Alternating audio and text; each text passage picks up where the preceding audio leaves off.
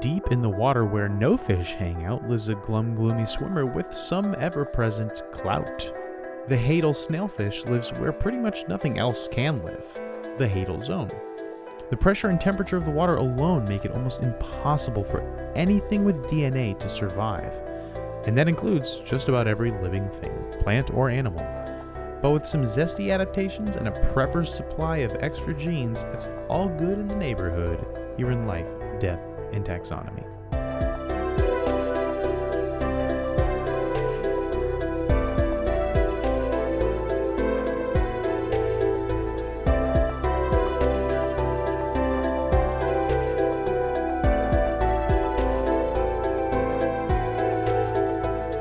Welcome back to Life, Death, and Taxonomy. It's your 30 minutes of animal information. Interesting style. It's been a while. I'm Joe. Not for the listener.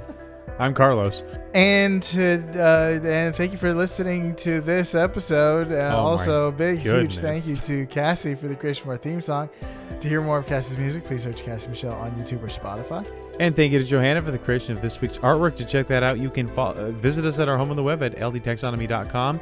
And a very special thank you to our patrons, to Jesse Raspolich, Carol Raspolich, and Richard Kaspar. Thank you so much for your support. It's greatly appreciated. Thanks for helping us keep the lights on.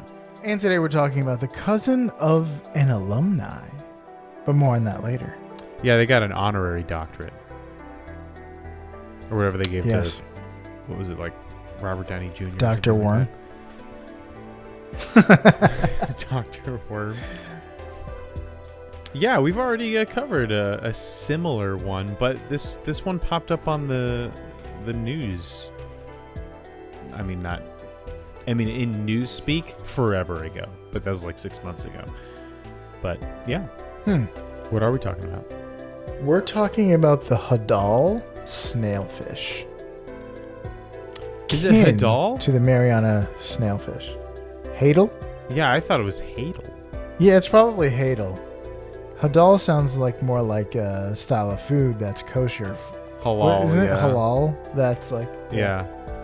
Hadal, it's like tidal. Hadal. Yeah, that makes more sense. It's a zone. But then, yeah, you have Osh. Cabal and Halal. All of those are pronounced like that. I don't know. When I saw it, it was like Hadal. But that makes sense too. Yeah, the Hadal Snailfish. What we're gonna call here Wilder Gene and Hadal Vice. That's what it was. This is why I thought of that pronunciation. Hadal Vice. But yeah. Well, would you like to hear what it's called in science? Yes, please. One science, please. Hadal, yeah. Hadal Snailfish. That's what the computer lady says. Okay. Thank you, computer lady. The domain, if you're into that sort of thing, is eukaryota. The kingdom. I care about Yoda. Animalia. The phylum, Chordata, which is surprising if you know some other stuff about this. The class is Actinopterygii. The order, Scorpioniformes. Scorpioniformes.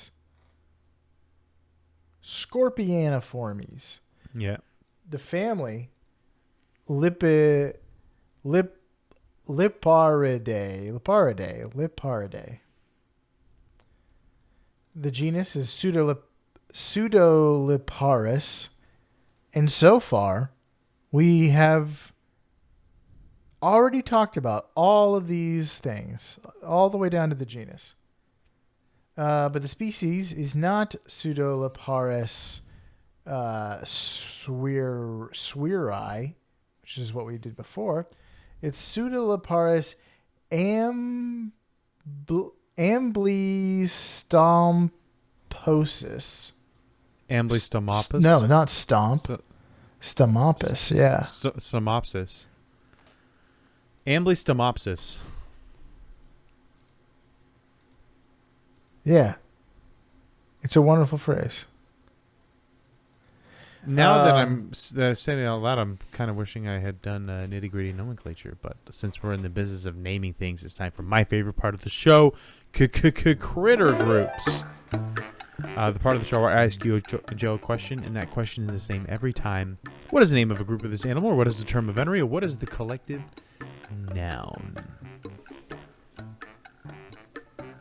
For snailfish, if you saw a group of them, would it be A, a shoal, B, a mutter, C, an arrangement, or D, a keel?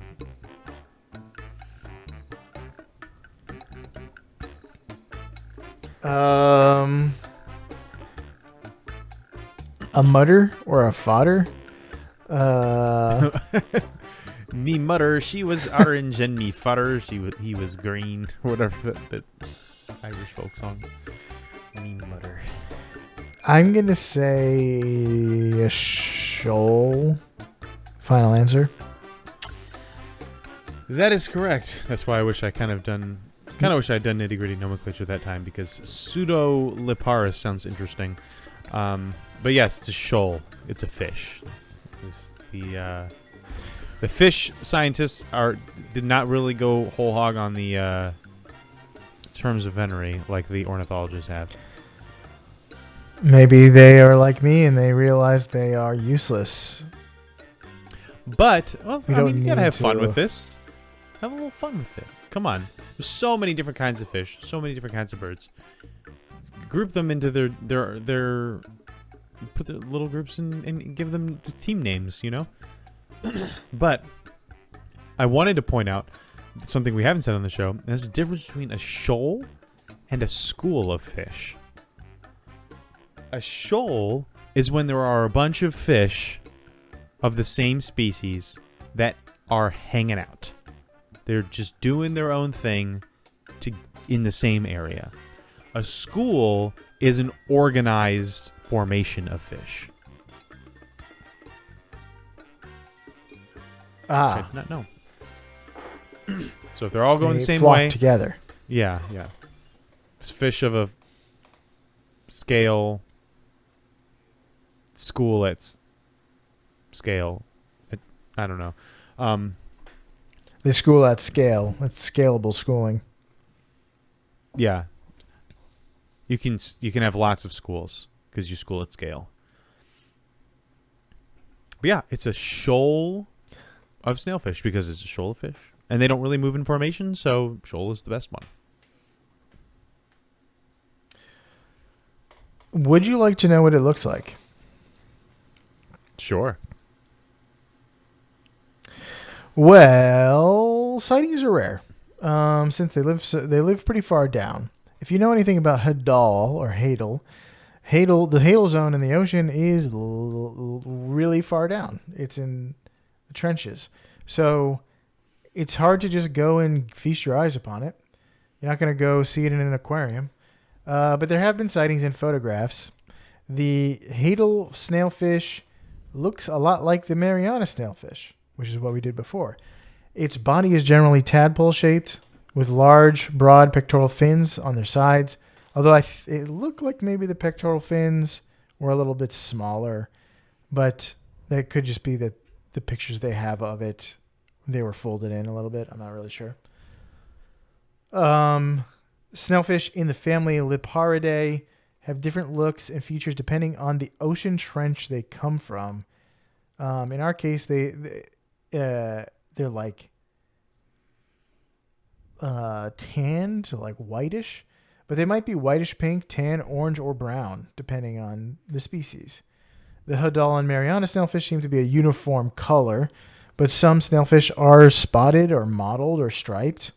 So they come in some variety, but our guy is monochrome. Nice. So that brings me to its size and dimensions in relatable terms. Welcome to the Beloved Measure Up segment, the official listener's favorite part of the show, the part of the show when we present the animal size and dimensions in relatable terms through a quiz that's fun for the whole family. It's also part of the show that's introduced by you when you send in this audio of yourself saying, singing, or chittering the words measure up into ldtaxonomy@gmail.com. We don't have a new measure up intro this week, and this fish doesn't make any sounds. because it's a fish. Blah, blah. So we're going to start. We're going to introduce Measure Up with a little quiz.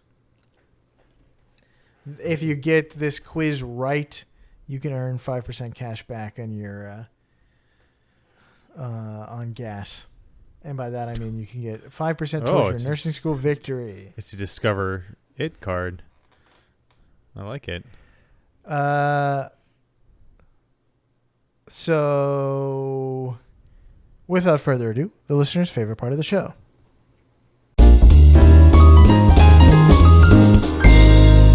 Okay, let's talk about quiz. So I was just in Yosemite, so I was thinking about the animals of North America. So list these animals in order from most to least populous in the United States. Are you ready to hear the animals? Yeah. Black bears, deer, wolves, and bison. I'm going to go with deer, bison, black bears, wolves. So that's the order? Yeah. With deer being the most, wolves the least. Final answer? Yeah. The correct answer is... Okay, hold on. I should say that when I say bison, I'm talking wild animals here. Oh, never mind. Then I'm going to say deer, black bear, bison, and wolves. Now, that is... I don't know. Okay, go ahead. Yeah, fine, whatever. Deer, black bear, bison. Final answer? Yeah. Deer, black bears, bison, and wolves. That's 100% correct. Nice. There's like millions of deer. Hundreds of thousands of black bears, and like something like 23,000 wild bison, and something like 7,000 wolves, up from like hundreds of wolves. Why do we have millions of deer? Because we have not millions of wolves. Yeah, wolves are like insanely dangerous. So we kind of did a good job getting rid of them. Yeah, they are. I mean, wolf attacks on humans aren't that well. There's wolf attacks on 7,000 humans of them. aren't that common. Because there's 7,000 of them. No. They're like they're very cautious animals. But the problem is they kill cattle. And when you kill cattle, farmers tend to kill like 10 of you. So that's the problem. Like for every one cattle, 10 wolves die. Yeah, even the Ethiopian wolf, it that's doesn't everywhere. kill cattle. It just looks like it does. Yeah.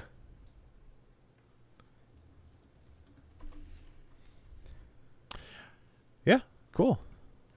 I was tempted to think that there weren't any wild bison at all, that they were all domesticated, but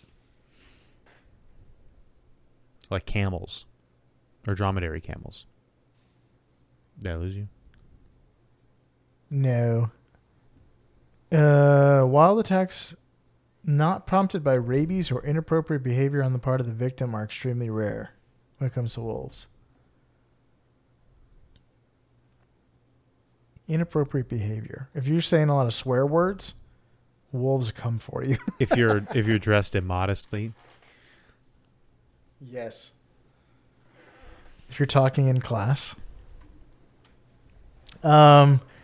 So you got 5%.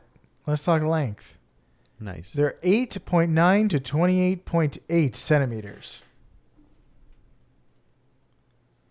I didn't put how many that is in American. 11.3 maybe. That's what I have for inches. Yes. Imperial. So how many Hadal snailfish go into the length of the General Sherman sequoia? Somebody is riding high on his Californian adventures. California adventure. Sequoias are really tall. Here's a hint. Yeah. General Sherman is a sequoia in Sequoia National Park in California. Along with humans and a few birds, sequoias are among the rare species that enjoy fire. Fire is an important feature in the life cycle of the tree, clearing away leaf litter to make way for new saplings. In fact, sequoia pine cones are designed to open in intense heat, allowing the seeds to fall out onto soil. I thought that was pine cones where they would die. In general. Perhaps. But if you look at a sequoia pine, they're like pine cone. They're really like tight and closed. Is General Sherman the No, that's it's a redwood that you can like drive through, right? In California. There is one, but that's not the General Sherman. Yeah, that's it. Well, the General Sherman that's a red one. And this is a sequoia. General Sherman is the largest tree by volume. And I think what that means is it's not the biggest, it's not the tallest, but it's the thickest of the tallest and the tallest of the thickest. I'm going to say it's 70 feet tall. 74. Snailfish. Go into the height of this tree. Final answer? Tank. Yeah. The correct answer is 288 snailfish. That is a tall tree. The tree is 275 feet or 83 meters. It is a tall tree. And it's not even the tallest. The tallest one is Hyperion, which is in North California. That's a good name for a very tall tree. Yeah. Interesting. Wow, that is very tall. I had no idea. I don't think we've really done tree height on this show. And so I had no real frame of reference. I was like, anytime we talk about like things in the like 100-foot range, I just think of the building we used to work at that was 6 stories tall, and standing at the bottom and looking up at it. And I'm like, okay, that's about 60 something feet. How does the thing I'm measuring, measure up to that? And it's like a tree that was, that was about like 15 feet taller. That'd be very, very tall. So I'm going to go with that. But instead it's like 4 times taller than the building. Well, Sequoia National Park, walking around that, it feels like you're in an alien world. The trees are just, you shrunk. It's Honey, I Shrunk the Kids. Isn't that where they filmed? Trees are humongous. And Star Wars. Return of the Jedi? Yes. Mm-hmm. Yeah, that's pretty crazy. That's why probably why they chose it. Yeah. So let's talk weight. These fish are 7 to 160 grams, or we're going to call it 4.6 ounces. If we average the weight of a black bear to 265 pounds, how many Hadal snailfish go into the total weight of all the black bears in the United States? You just told me how many black bears there were. No, I didn't. I told you how many. Oh, yeah, I gave you a ballpark. So it's here's like a hint. A couple 100,000. There are more American black bears in the United States than there are cookies in the universe. I mean, there are more American black bears in the United States than there are grizzlies in the entire world. One reason black bears do well while grizzlies suffer is that they are more adaptable to human presence. Grizzlies kill twice as many humans as black bears. And black bears can also live in a wiser variety of food, I said. Like a raccoon. In Yosemite, black bears are mostly vegetarian, eating grass in the spring, berries in the summer, and acorns in the fall. 120 million.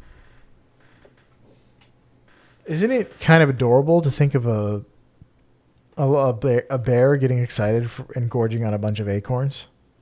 What is this, the 100-acre woods? Yeah, but don't they also like berries? Like that from the get-go, they were already a little adorable for just like, oh, they mostly eat berries. Because they're bears. Berries. I would love it if berries were called that because bears like them. It's a crop just for them.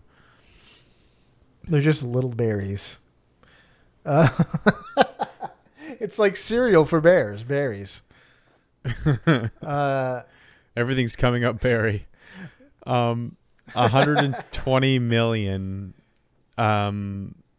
snailfish go into the weight of every black bear in the United States.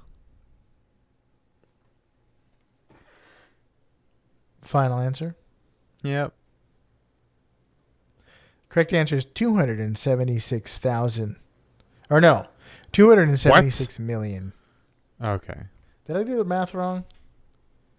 I thought. Yeah, I mean, they're only 4.6 ounces. There are 300,000 black bears. Oh, okay, I put 150,000. So that'll do it. Yeah. That's just in the U.S. I think there's like 600,000 or 800,000 in North America. Yeah, I'm sure a lot of them are in Canada. Well, half of them. Yeah, a lot of everything. Everything in the U.S. Like there's a lot. Like there's more wolves. There's more. I don't know if there's more bison. There's definitely more moose. People. That's true. There's more people in America. And buildings. There's more Canadians south of the northest point. There's more Americans north of the southest point of Canada. What? More Americans live farther north than Canadians. Oh, because most of them live in I think we've talked about this before. Ottawa and Toronto and Vancouver, and we have a bunch of Americans that live in like Maine. Yeah. Well, just like a huge chunk of America is north, and like they have a lot of people live down there in like the Great Lakes region, which is north of the top like of America. Minnesota. I mean, south of the top of America. Quite a bit further. Minnesota and Michigan and places are quite a bit further north than Toronto. Isn't that crazy to think about? That's all I got for that. Would you like to hear some fast facts before we get into the major fact? I sure would. The Hadal Snailfish is named after the Hadal zone of the ocean where it lives. The Hadal zone refers to the deepest parts of the oceans in the oceanic trenches. Different species of snailfish are local to different trenches. The Hadal, man, I keep saying it like wrong. The Hadal snailfish is native to trenches near Japan.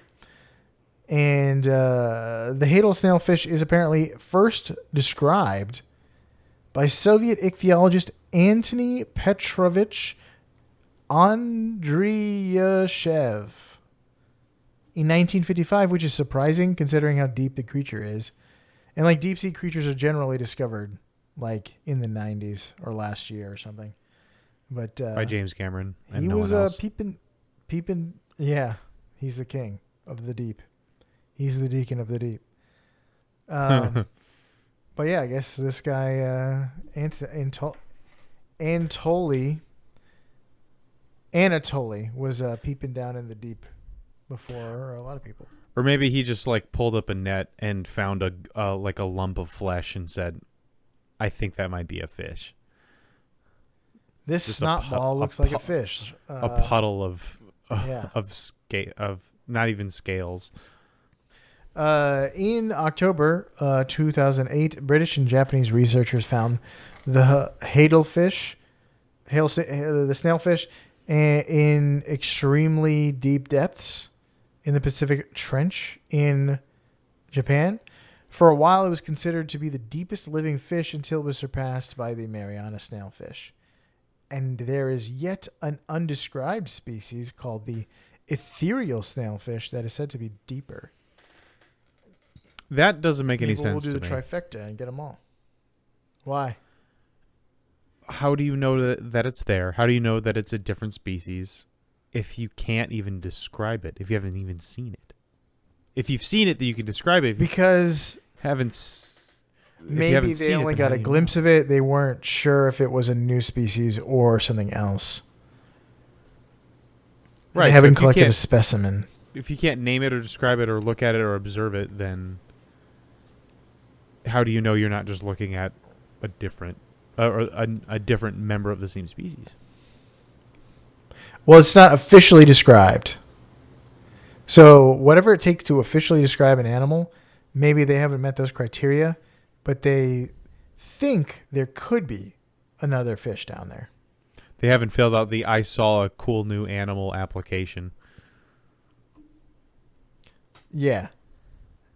But that's all I got for that. I wonder if it's like, look, we've been down to the bottom of a lot of these trenches, and they all have their own species of snailfish. This trench, we haven't found one yet. I bet there's one in there. And if we find it, I'm going to call it the ethereal snailfish. Yeah, it's like getting a patent on something you haven't invented yet. Yeah. Yeah. So, what do you have a big fact?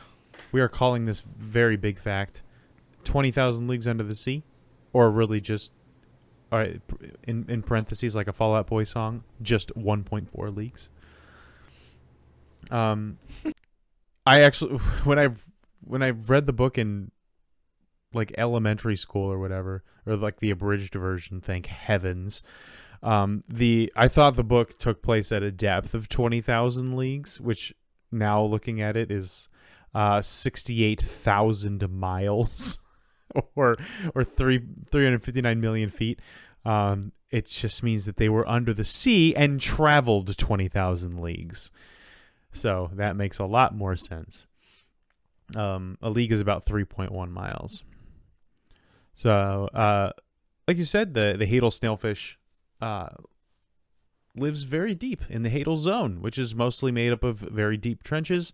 And the Hadal zone starts at 20,000 feet below sea level. But the Hadal snailfish can live up to over 26,000 feet. So an extra 6,000 feet in there. Just a little garnish on the top there. But as we've said with a lot of animals that live at extreme depths like this, and by the way, like nothing else really lives down here, not even plants really. This amounts to an insane amount of pressure, which is the main problem that anything experiences or has to overcome when they live so far down.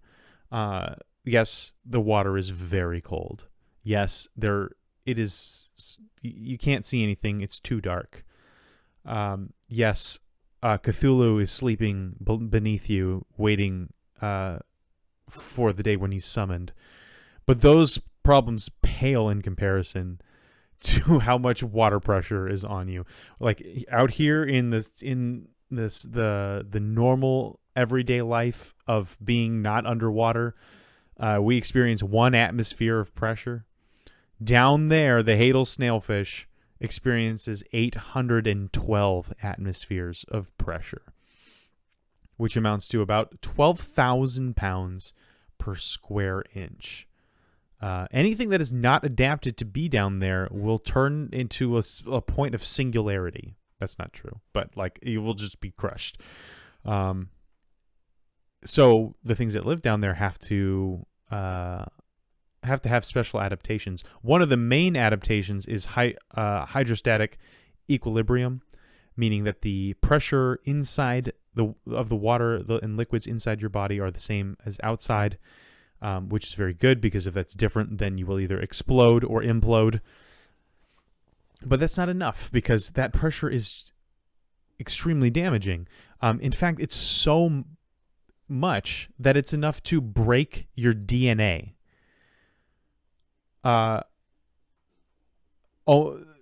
Which is why almost nothing lives down there, because everything that lives has DNA. So it gets down to the proteins that make up you can be destroyed by the pressure. So the snailfish needs extra adaptations in order to not turn into just protein goop.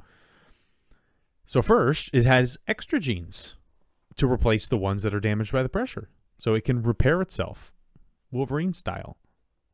But the second is the more interesting one. It has 5 copies of a gene that, and this is why I'm calling it gene Wilder gene. Sorry. It takes an enzyme that is produced by the bacteria, the gut flora and fauna in the fish, and turns it into a compound called trimethylene. Sorry, that's not true. Trimethylamine. I know it's super important to pronounce all of the things in compounds in chemistry. So trimethylamine. I'm sure trimethylene is like in your, in Mountain Dew or something cereal. Like that. What trimethylamine, in my head when I was typing this out and making my notes, it was just trimethylene. That's all I was thinking. Trimethylamine. It stabilizes the DNA proteins as long as the hydrostatic pressure is maintained. So basically, the snailfish has a lot of its genes dedicated to protecting its genes, which is something that most other animals don't have. And the reason for this is because it comes at a cost. Like, you only have so many.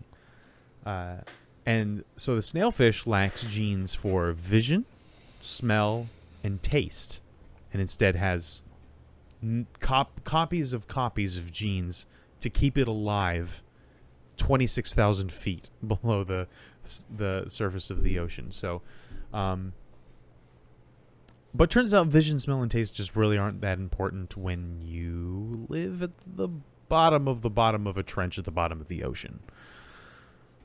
It's kind of just, you eat once a quarter, once every 3 months, and you didn't really, you didn't need to taste it, right? Food is food. You're just trying to make it to the next a couple of months. Detritus fall? You can't see it, yeah.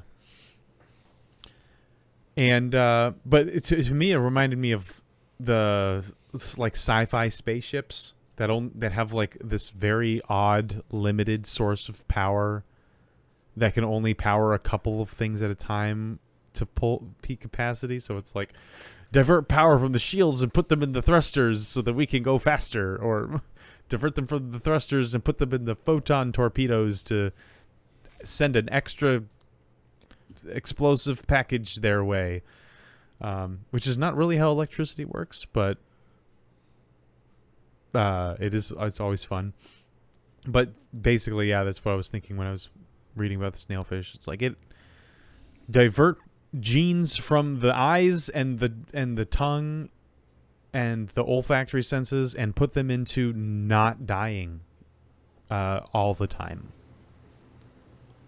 So they're like the Krogans or the Klingons. They have redundancy. Like the Krogans have redundant organs. Yeah, they found what keeps them alive, and they stuck to that. They doubled up on that. Yeah. That's all extra they stuff. needed. Empathy. Sense of smell. Music. Sense of style. They didn't need it. Although I know nothing about the Klingons. I do know a little bit about the Krogans. Of course, a lot of this stuff about the snailfish needs research. As we mentioned, in the blobfish episode and in the marinara snailfish episode. Studying deep sea fish pretty much has to be done down in their neighborhood, otherwise they will explode, which is not great for scientific experiments. Observing them in their natural habitat. I'm surprised they don't create a fish tank with super reinforced glass or whatever and recreate the pressure. Pressurize it. And so go and bring that down and capture one of these animals in this hyper pressurized thing, have the robots seal it and all that stuff, and then bring it to the surface, and you should be fine. And then you can look at this super cool animal that's supposed to be a portable hyper pressurized water chamber sounds really hard to make. Yeah, but so does a submersible robot that can make it all the way down there and not break. So if they can make that, they should be able to. But that's pressurized. That's regular pressurized. That's not pressurized. That's maintaining pressure. That's not I don't know. Water. I'm not saying it's the same. Water. I'm just saying that the level of effort that went into making the submersible is probably similar to the level of effort it would take to just to create it. And it's more. Yeah, but we more about made submersibles in war. We were trying to throw nuclear weapons and not be killed by nuclear weapons when we made submersibles. But making a war sub and making something that can go down in the Mariana Trench, it's a whole different level of engineering. True. But the ball was rolling. Yeah, we were already headed in that direction. And it's also down. Below. But that's all I got. That's all I got. All right. That was the Hadal Snailfish. So, for you out there in Podcastia, stock up on some of Uncle John's old-fashioned trimethylamine. Route all genetic power to the repair bay, and then go further than any fish has gone before. Like the Hadal Snailfish here in Life, Death, and Taxonomy.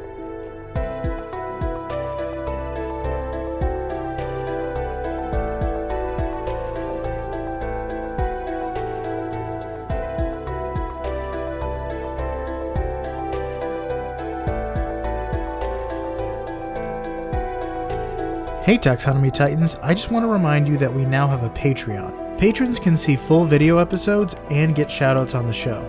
But ultimately, it's a way for you to help us cover some costs and get even better. Still, reviews are the best way to help us grow. So if you haven't left one yet, we'd really love to hear from you. As always, thanks for listening and engaging.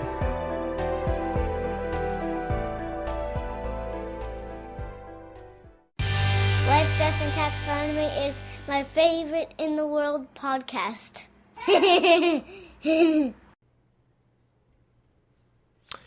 If you can't taste or smell or see, you're really not going to develop any Hadal vices.